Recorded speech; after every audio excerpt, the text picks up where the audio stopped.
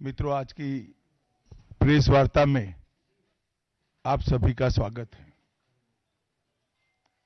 विगत सप्ताह में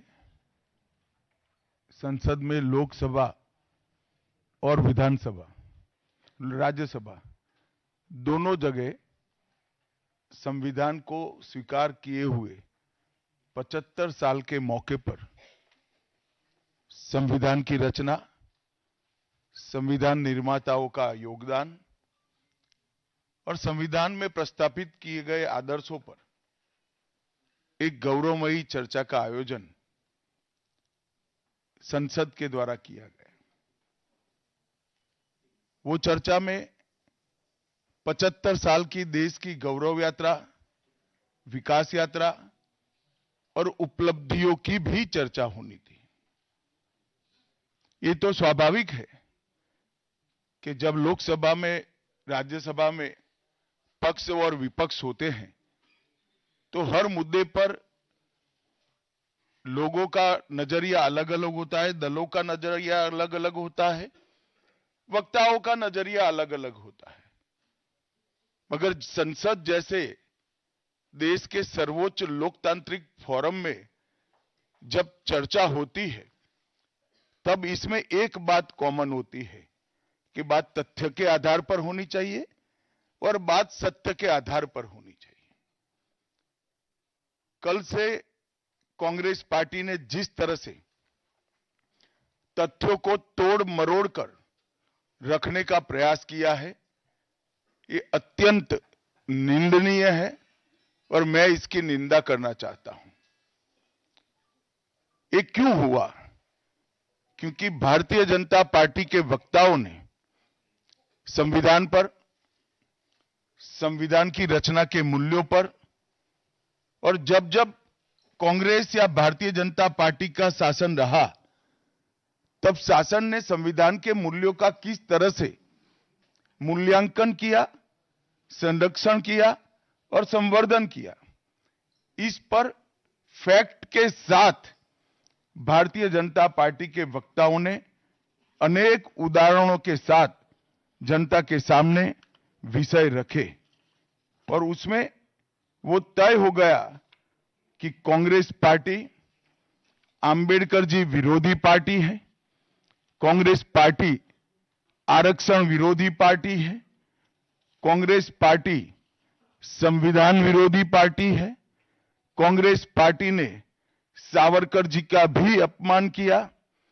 कांग्रेस पार्टी ने आपातकाल डालकर संविधान के सारे मूल्यों की धज्जियां उड़ा दी, नारी सम्मान को भी सालों तक दरकिनार किया, न्यायपालिका का हमेशा अपमान किया, सेना के शहीदों का अपमान किया और भारत की भूमि तक को संविधान तोड़कर विदेशी देशों को देने की हिमाकत कांग्रेस पार्टी के शासन में हुई। जब ये पूरा सत्य उजागर हो गया तब कल से कांग्रेस पार्टी ने फिर एक बार अपनी पुरानी पद्धति को आजमाते हुए बातों को तोड़ मरोड़कर और सत्य को असत्य के कपड़े पहनाकर समाज में भ्रांति फैलाने का एक कुत्सित प्रयास किया है। संसद में जब चर्चा हो रही थी, ये सिद्ध हो गया कि बाबा साहेब आंबेडकर का कांग्रेस ने किस तरह से पुरजोश विरोध किया था। बाबा साहब के न रहने के बाद भी किस प्रकार से कांग्रेस ने बाबा साहब को हाशिए पर ढकेलने का प्रयास किया। जब संविधान सभा अपना काम कर चुकी, चुनाव हुआ 1951-52 में और 54 में, दोनों बार कांग्रेस ने बाबा साहब को हराने के लिए कोई कसर नहीं छोड़ी। यहां तक कि फ्रेंडली चुनाव होता है, स्पिरिट वाला चुनाव होता है, ऐसा चुनाव भी नहीं था। विशेष प्रयास किया गया और वो उनकी हार को सुनिश्चित किया गया। जहां तक भारत रत्न देने का सवाल है, कांग्रेस के नेताओं ने कई बार खुद ही अपने आप को भारत रत्न दिए हैं। 55 में नेहरू जी ने खुद को भारत रत्न दे दिया, 71 में इंदिरा जी ने खुद को भारत रत्न दे दिया और 1990 में बाबा साहब को भारत रत्न तब मिला जब कांग्रेस पार्टी सत्ता में नहीं रही और भारतीय जनता पार्टी के समर्थन वाली सरकार थी।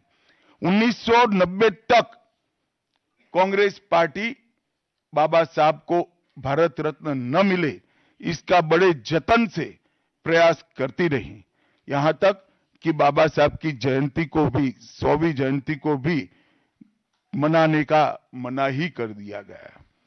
नेहरू जी की अंबेडकर जी के प्रति नफरत जग जाहिर है। नेहरू जी की खुद की किताब selected works of Jawaharlal Nehru second series volume 16 इसके भाग 2 की पृष्ठ संख्या 532 पर एक पत्र का उल्लेख है, जब बीसी राव ने नेहरू जी को पत्र लिखकर कहा कि अंबेडकर जी मंत्रिमंडल से इस्तीफा देकर जाने का मन बना रहे हैं, तब नेहरू जी का ये जवाब था, अंबेडकर के जाने से मंत्रिमंडल में कोई फर्क नहीं पड़ने वाला है। अंबेडकर जी के महान योगदान का मूल्यांकन जवाहरलाल जी किस तरह से करते थे, इससे बड़ा कोई उदाहरण नहीं हो सकता। जब पंडित जी की एक और किताब को पढ़ते हैं, लेटर टू चीफ मिनिस्टर में एक उल्लेख है, बंबई के मेयर ने एक पत्र में बाबा साहब के अंबेडकर के जन्मस्थान महू में उनका स्मारक बनाना चाहिए ऐसा सुझाव दिया। 18 जून 1959 को पंडित जी ने कहा, सरकार के लिए स्मारक स्थापित करना बिल्कुल सामान्य बात नहीं होगी, आमतौर पर स्मारक निजी पहल से किया जाता है। अपने परिवार के चाहे कोई भी सदस्य हो, नेहरू जी हो, इंदिरा जी हो, संजय गांधी हो, राजीव गांधी हो, कई सारे लोगों के लाखों स्मारक देश के अंदर बनाने वाले परिवार के मुखिया कहते हैं कि आमतौर पर निजी पहल पर स्मारक बनाया जाता है, क्योंकि ये स्मारक B.R. आम्बेडकर जी का था। मित्रों, जब एक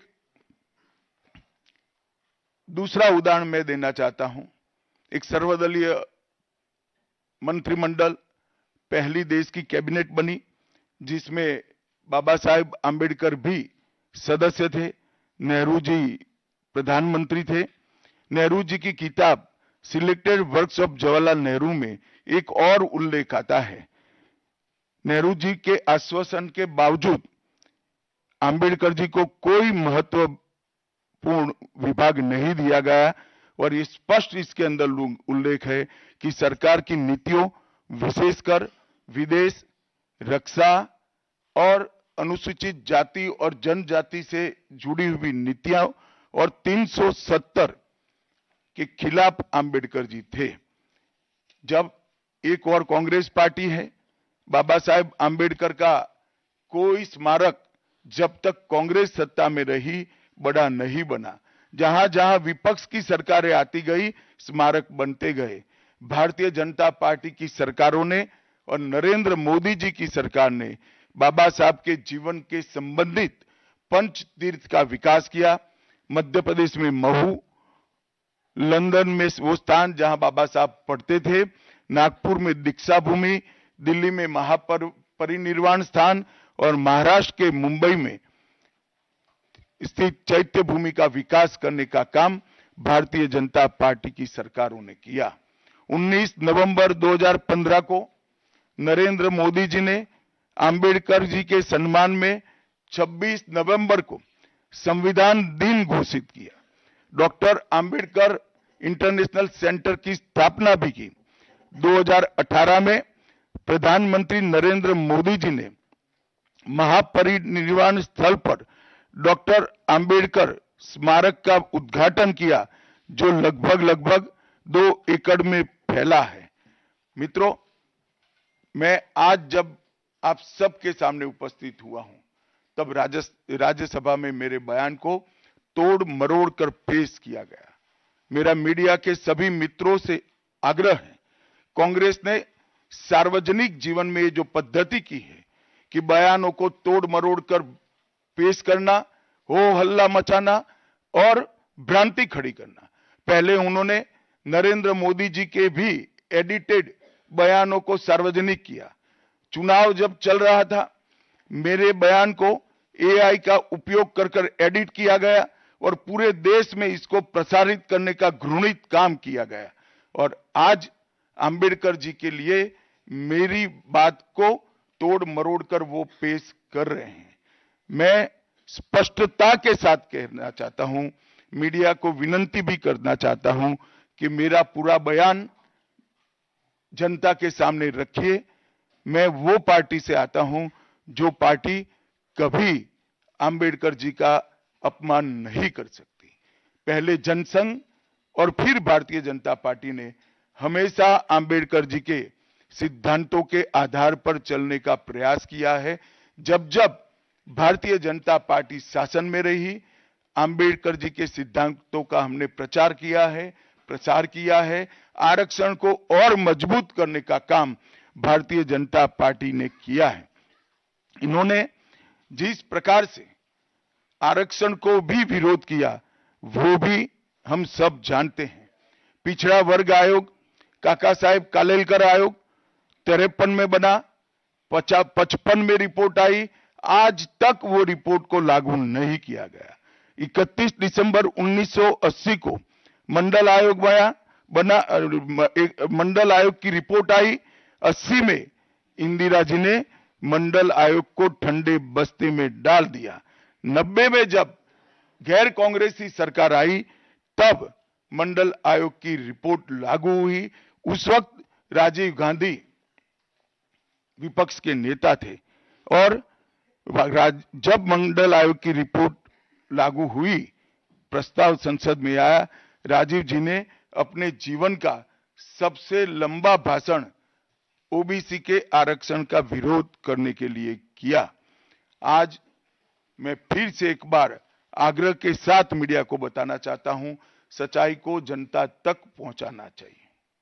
मेरी पूरी बात बहुत स्पष्टता के साथ, कोई कंफ्यूजन के बगैर राज्यसभा के रिकॉर्ड पर है।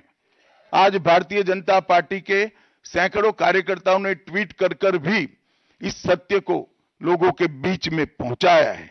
और जिन्होंने जीवन भर बाबा साहेब का अपमान किया, जिन्होंने जीवन भर बाबा साहब के सिद्धांतों को दरकिनार किया, जिन्होंने जब तक सत्ता में रहे बाबा साहब को भारत रत्न मिलने नहीं दिया, जिन्होंने जब तक सत्ता पर रहे आरक्षण के सिद्धांतों की धज्जियां उड़ाई, वो लोग आज बाबा साहेब आंबेडकर के नाम पे भ्रांति फैलाना चाहते हैं।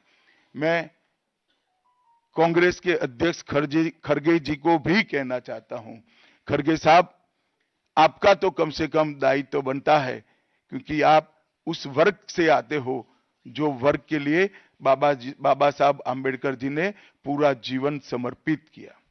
आपने कम से कम कांग्रेस के एक कुत्सित प्रयास में सपोर्ट नहीं करना चाहिए था। मुझे बड़ा दुख है कि आप भी राहुल गांधी जी के दबाव में इसके अंदर शामिल हुए हो।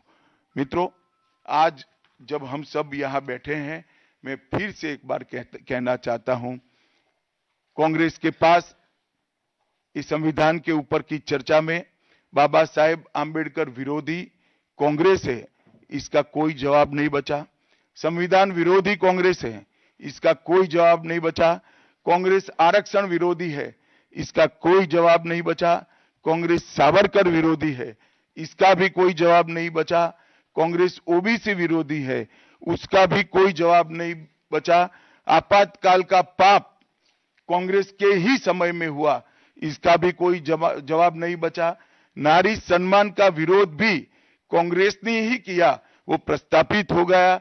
न्यायपालिका का अपमान ही कांग्रेस ने ही किया, वो भी प्रस्तापित हो गया।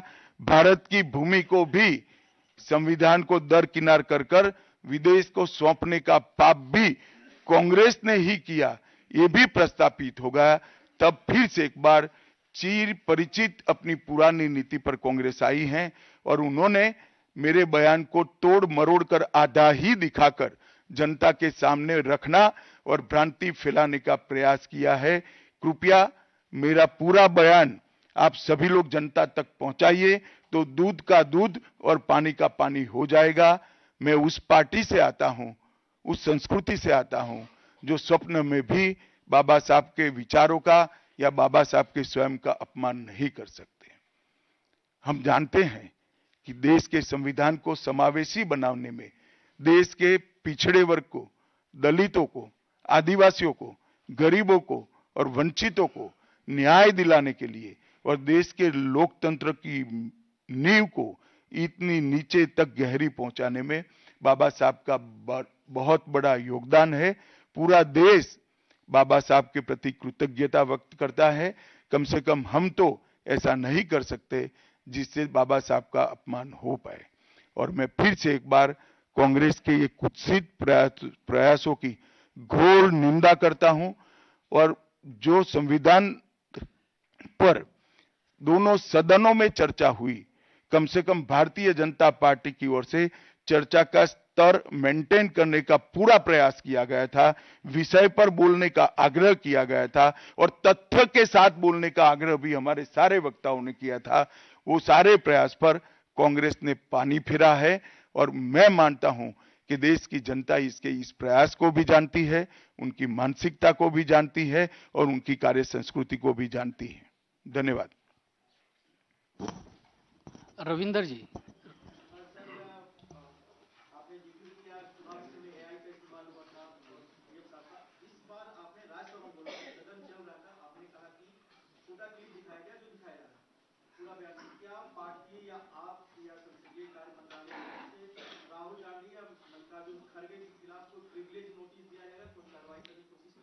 देखिए, मैं पार्लियामेंट के बारे में बाहर जवाब नहीं दे सकता, परंतु मैं इतना जरूर कह सकता हूं कि इसके सारे legal option Bharatiya Janata party तरासेगी।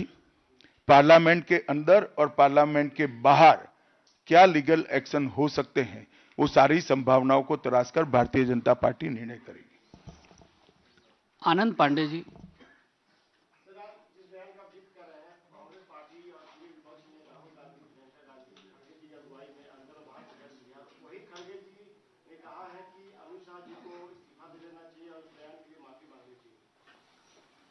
खड़गे जी मेरा इस्तीफा मांग रहे हैं, इनको आनंद होता है तो शायद मैं दे भी दूं, मगर इससे इनकी समस्या का अंत नहीं है। अभी 15 साल तक कम से कम उनको वही जगह पे बैठना है जहां वो बैठे हैं। खड़गे साहब, मेरे इस्तीफे से आपकी दाल नहीं गलने वाली है। Neeraj ji, ABP news.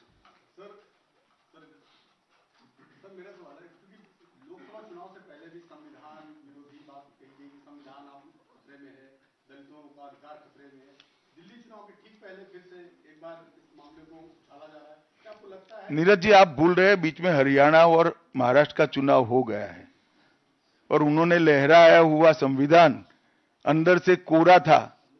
संविधान प्रेम इनका कितना खोखला है वो एक्सपोज हो चुके हैं। एक झूठ बार बार नहीं चल सकता है, अंततोगत्वा सत्य जनता तक पहुंचता ही है। ऐश्वर्या पालीवाल, आज तक।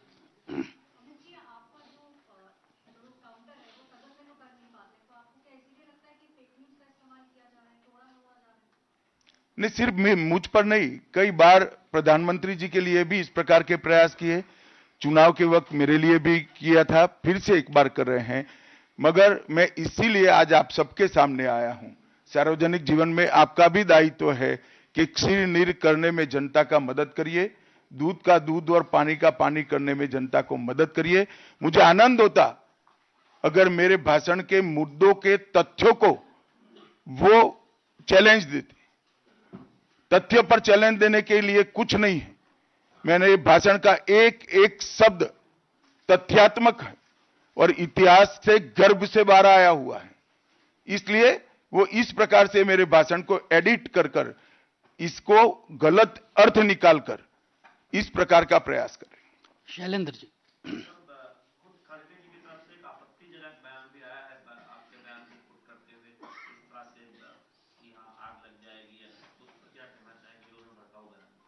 मुझे लगता है आप मेरी प्रेस को अच्छे से कवर करिए, कुछ नहीं होगा। प्रज्ञा कौशिक।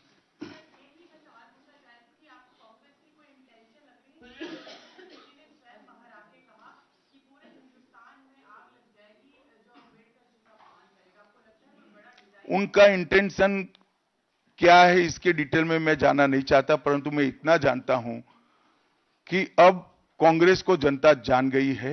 एक ही प्रकार से झूठ और भ्रम बार बार जनता मानती नहीं है। विकास भदौरिया।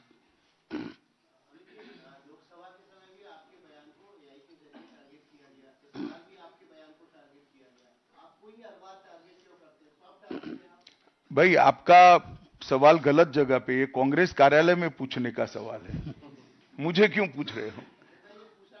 यतेंद्र जी। यतेंद्र।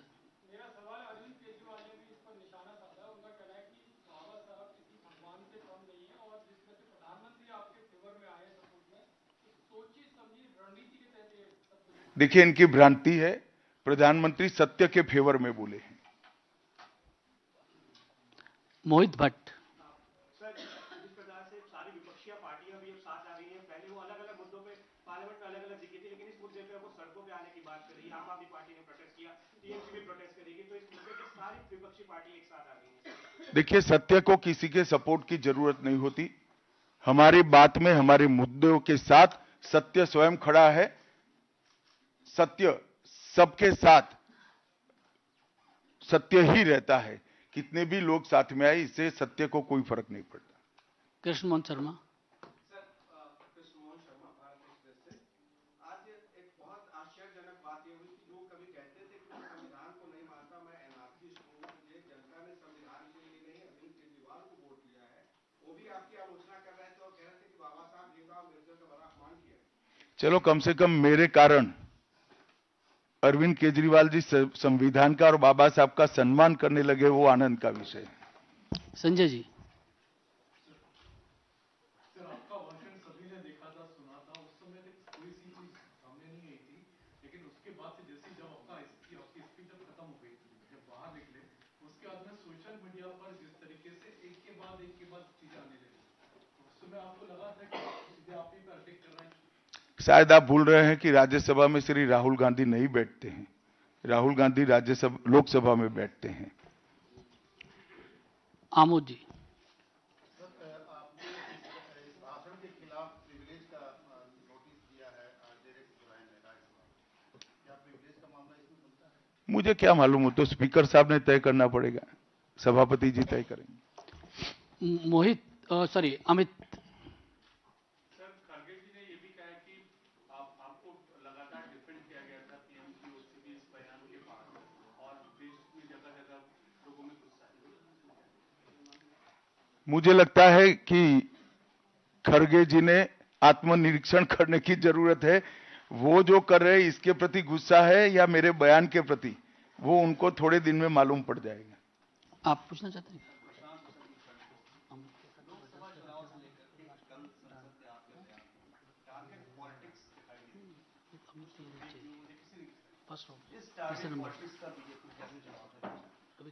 नहीं, बीजेपी को टारगेट कर रहे हैं वो सही है, क्योंकि जनता के फैसले लगातार बीजेपी के पक्ष में आ रहे हैं।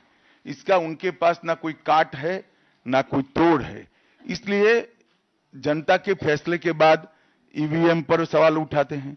जनता के फैसले के बाद खुशफहमी में रहते हैं कि हारने के बाद भी कि हम जीते हैं, और जनता के फैसले के बाद भी फिर से एक बार भ्रांति फैलाने का प्रयास करते हैं, परंतु जनता सब जानती है। अंतिम सवाल रविकांत जी। सर, पूरे सत्र के दौरान देखा गया है कि इंडिया अलायंस सभी मुद्दों पर एकजुट नहीं था, लेकिन कल के भाषण के आपके भाषण के बाद उनको लगता है कि एक मुद्दा मिल गया, आपके भाषण की वजह से सभी एकजुट होकर आप पर हमला कर रहे हैं, तो आपने यूनाइट कर दिया उनको। ऐसा नहीं है। जब एक प्रकार का नैरेटिव खड़ा होने का, गलत नैरेटिव खड़ा करने का प्रयास होता है, तब शुरू में नैरेटिव गलत है या सही वो समझे बगैर काफी लोग साथ देते हैं। जब जनता का रिएक्शन आता है तब कुछ स्थिति अलग होती है। आप थोड़ी राह देखिए।